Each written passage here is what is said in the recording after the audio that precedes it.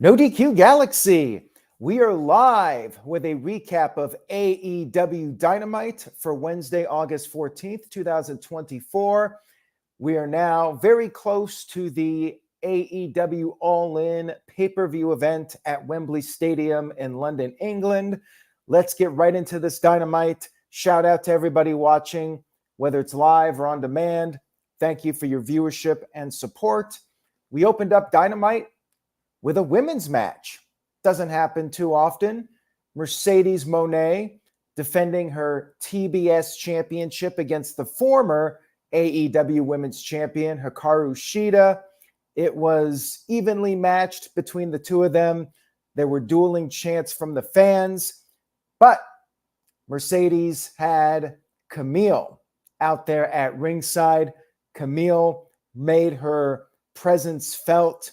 She shielded Mercedes at one point, and Mercedes was able to take advantage, came off the apron with a Meteora to Shida, and then back in the ring, Mercedes came off the second ropes with another Meteora. Shida was able to kick out of that.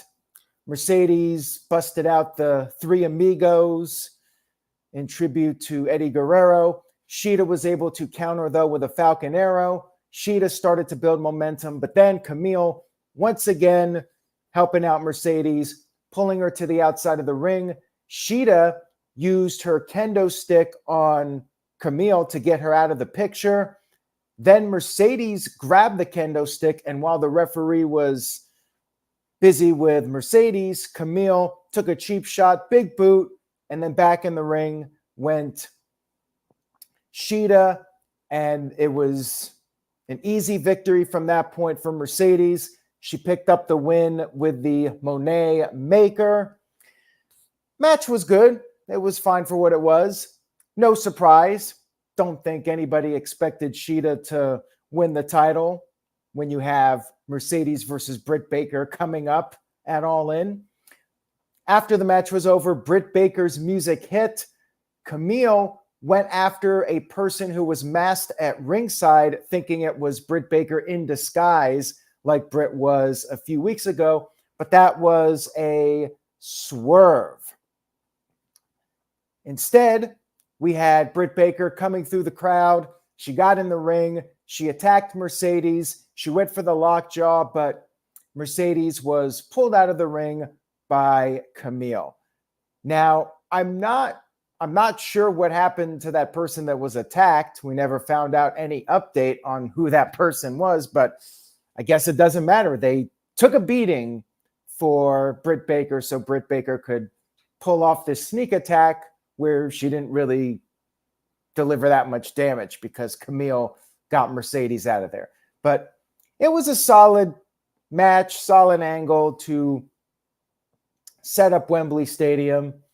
And then we had Adam Page attacking Jeff Jarrett backstage and then going after Jay Lethal. They brawled to the ringside area, and that set up our second match of the evening, Page versus Lethal.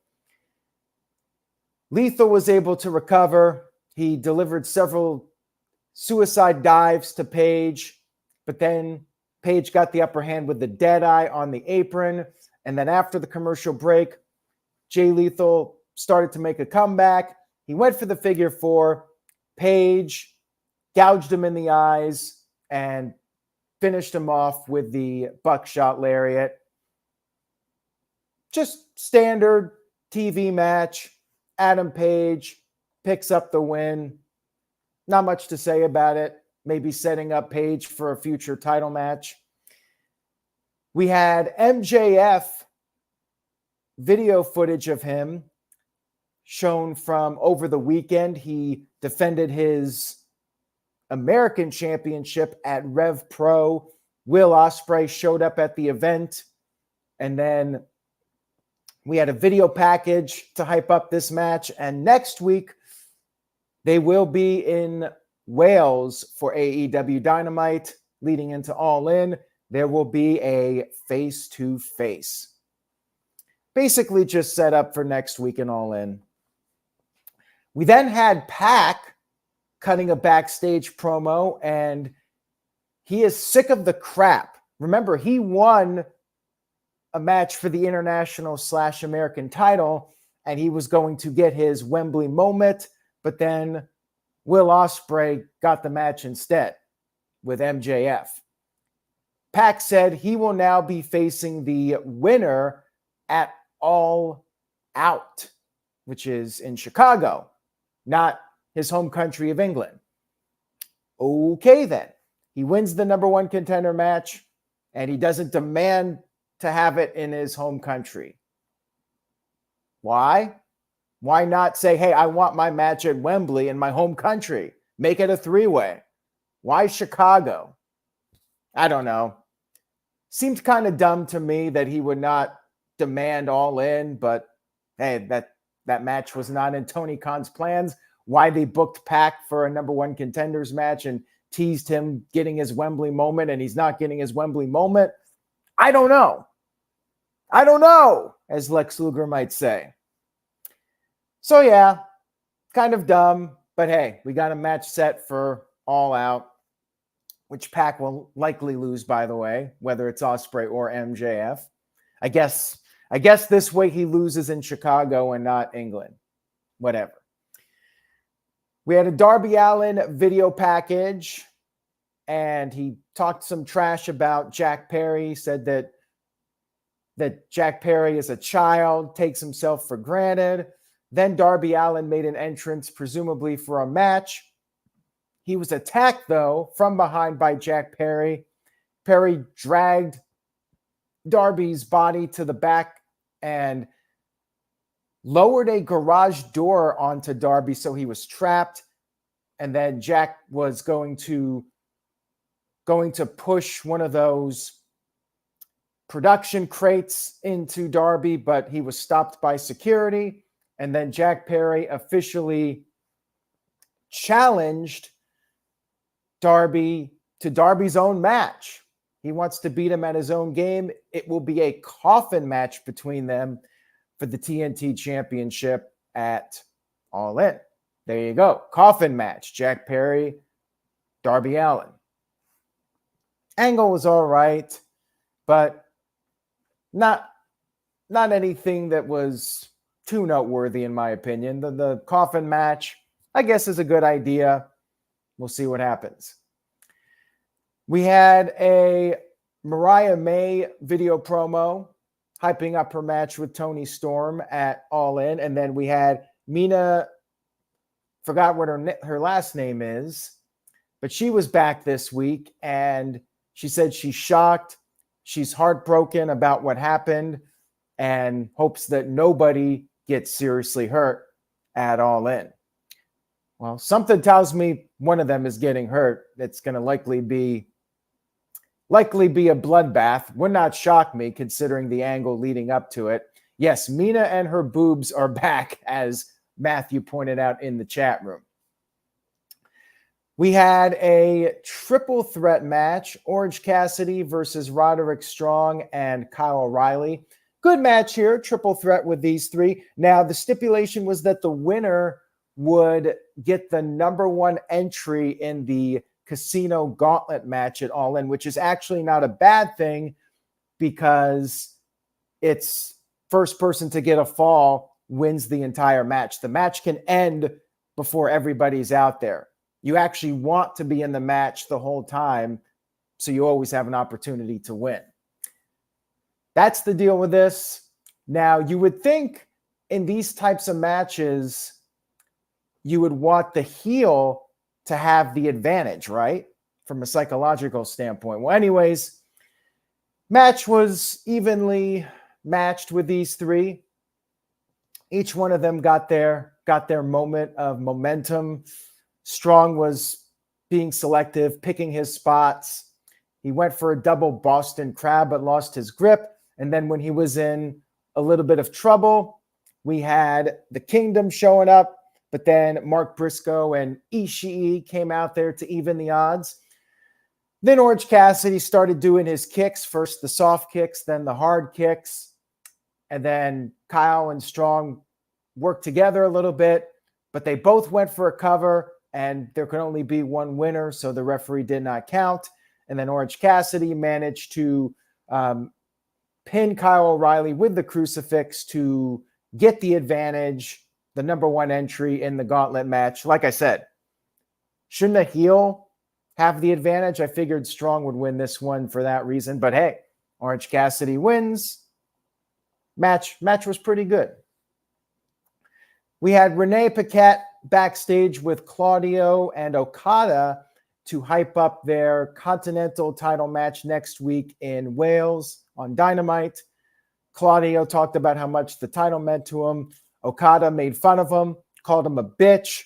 And then Claudio said he wants the true Rainmaker next week and not the bootleg version. And then Claudio, a little reference to Jay-Z, said he has 99 problems. Or he says that Okada has 99 problems, but, and to quote Claudio, this bitch will be the number one problem. We then had a backstage promo with Christian Cage talking about his referee work from Collision, where he counted out both the House of Black and the Bang Bang Gang. He said he just called it down the middle, and the next challenger will be determined. And he said that his goal at this point is to hold every single championship in AEW.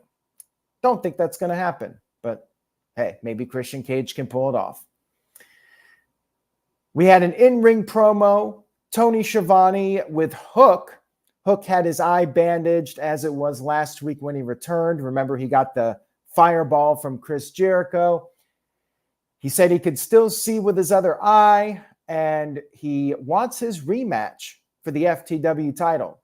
Chris Jericho and his group arrived, and then Jericho said the match is not going to happen there in Norfolk, Virginia, but instead it will happen at Wembley Stadium.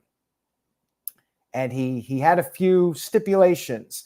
First of all, he said that it will be Hook's last chance at the FTW title, and then next week, as a warm-up, Hook will have to face Big Bill, which means in translation, Big Bill's doing the job next week. And then Hook had a response and said that after he gets through with Jericho, and this was Jericho's old line from Y2J era, Jericho will never be the same again. Segment was okay. I don't care about the FTW title, and I feel bad that Big Bill is going to be putting over Hook next week to set up a match with Jericho, but it is what it is. We had the AEW tag team titles on the line. The Young Bucks finally defending their titles for once against the Acclaimed, and the Acclaimed were jumped from behind before the match got started. Or the Acclaimed jumped the Bucks, I should say. The Acclaimed jumped the Young Bucks from behind. Bucks recovered. The match officially started. Billy Gunn came out there for some moral support, but then the Bucks managed to get the referee to kick Billy Gunn out of the ringside area. Bucks dominated most of the match, but then Max Caster got the hot tag. Things started to break down. All four men were down, and then Anthony Bowens got powerbombed on the stage by Matt Jackson. Then in the ring, the referee inadvertently got knocked down. Matt took advantage of this, gave Max Caster a low blow, and then grabbed the tag team title. He was going to use it, but then FTR ran down to the ring, and Dax Harwood stopped them from using the titles. Matt then spit in Dax Harwood's face, and Dax could not control his emotions. He attacked Matt. That caused a disqualification. So the first Young Bucks title defense ends in a DQ. Now, this was a setup for Wembley. We had security coming out there. Things got heated at the Acclaimed. We're not happy about this. And then it was confirmed after the commercial break. Christopher Daniels told Renee Paquette that on Collision, it will be FTR versus the Acclaimed. The winners go on to Wembley, and I presume FTR will win. It will be FTR versus the Bucks one more time, but who knows? Because the FTR has been making a big deal about trying to get back the tag team titles, and we just move on from the Acclaimed. Let's get to FTR versus the Bucks. That would be my guess, but maybe they do another weird finish and maybe they do a triple threat. I don't know, but I would presume it's going to be the Bucks versus FTR if I had to make a prediction. We had what I thought was the highlight of the show. We had a Bryan Danielson video package to the song "Good Riddance, Time of Your Life" by Green Day, one of their best songs. Really well done video package highlighting Bryan's whole career, minus WWE, of course, but PWG, Ring of Honor, other indie promotions were all showcased in this video. Very well done by AEW, effective in teasing that this might actually be the end of Bryan's career. We then had our main event of the evening, Swerve Strickland versus Wheeler Yuta. Bryan was at ringside. Swerve was very aggressive towards Bryan Danielson's good friend, Wheeler Yuta, beating the crap out of him, throwing him into the barricade, into the steps. Swerve was taunting Bryan. Swerve largely dominated the match, but Yuta was able to get in some offense, but did not last. Swerve took him down with not one, but two house call kicks and could have won the match, but he decided to just keep punching Yuta. Yuta was defenseless, and the referee called off the match. It was more or less what it needed to be. I don't know if it needed to be as long as it was, but it was mostly Swerve in control. Yuta had a little burst, but it was basically Swerve destroying Yuta. And then Bryan got into the ring. Swerve left, got on the mic, said that what he did to Yuta was just a sample of what he was going to do to Bryan at All In. And then as Bryan was checking on Yuta, Swerve ran back into the ring and took a cheap shot. I also forgot to mention that Swerve brought up Bryan's family. I guess Bree and Birdie are going to be in attendance, and Bryan's son, but Swerve mentioned that he was going to destroy Bryan in front of Bryan's daughter. And Swerve got in the ring, attacked Bryan as Bryan was looking after Yuta, and then laid him out with the house call kick, and then mocked the Bryan yes chants as Dynamite went off the air. Great angle here. I mean, Swerve was definitely positioned as a heel to do this, and they're really teasing this. This is it for Bryan. Could this be his final match? Is he going to lose with his daughter there? Like, now I really think Bryan's going to win the title. I was feeling it. I was leaning towards it before this show, but now with the video package and Bryan's daughter being there, like, now I cannot see Bryan losing this. I feel like Bryan's going to win, maybe have a little short run as champion and drop it back to either Swerve or Hangman Page or somebody else at Wrestle Dream in Seattle. I feel like that's probably where this is going. All in all, the end of the show was the best part, the video package and the angle with Swerve and Bryan. That was above average. Everything else I thought was just okay. It was standard, safe, nothing too noteworthy, just your basic television show. I give it a B-, and the B- is because of the Bryan stuff. Otherwise, I would go in the C+C territory. Nothing really bad on the show, just okay. But the end, I thought, was very effective in building up the world title match for All In.